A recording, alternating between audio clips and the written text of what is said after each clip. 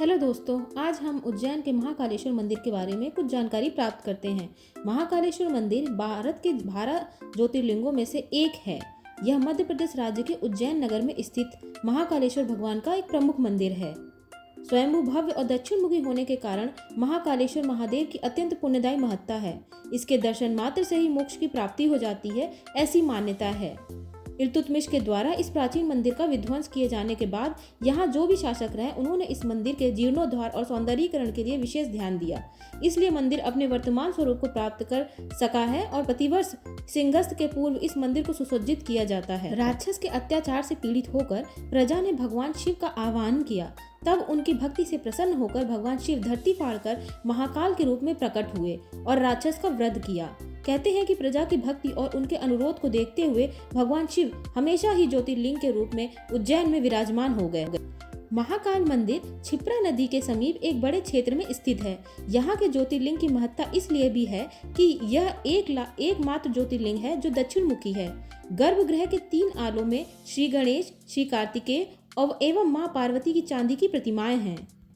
भक्त महाकालेश्वर के दर्शन कर अपनी मनोकामनाएं पूर्ण करते हैं। उनकी सभी मनोकामनाएं जरूर पूरी होती हैं। ऐसा जनश्रुति है कि महाकालेश्वर ज्योतिर्लिंग के दर्शन करने मात्र से ही धन, धान्य, निरोगी शरीर, लंबी आयु, संतान आदि सब कुछ अपने आप ही प्राप्त हो जाता है। मंदिर एक परकोटे के भीतर स्थित है। गर्भगृह तक पहुंचने के लिए एक सीढ़ीदार रास्ता है। इसके ठीक ऊपर एक दूसरा कक्ष है जिसमें ओंकारेश्वर शिवलिंग स्थापित है। महाशिवरात्रि एवं श्रावण मास में हर सोमवार को इस मंदिर में अपार भीड़ होती है। मंदिर से लगा एक छोटा सा जल स्रोत है जिसे कोटि तीर्थ कहा जाता है। ऐसी मान्यता है कि इल्तुतमिश ने जब मंदिर को तुड़वाया तो शिवलिंग को इसी कोटि तीर्थ में फिकवा दिया था। बाद में इसकी पुनर्स्थापना की गई। सिंहस्थ महापर्व के पूर्व मुखद्वार का विस्तार कर सुसज्जित कर दिया गया है। इसके अलावा निकासी के लिए एक अन्य द्वार का निर्माण भी कराया गया है। लेकिन दर्शनार्थियों की अपार भीड़ को दृष्टिगत रखते हुए बिरला उद्योग समूह ने सिंहस्थ के पूर्व एक विशाल सभा मंडप का निर्माण कराया।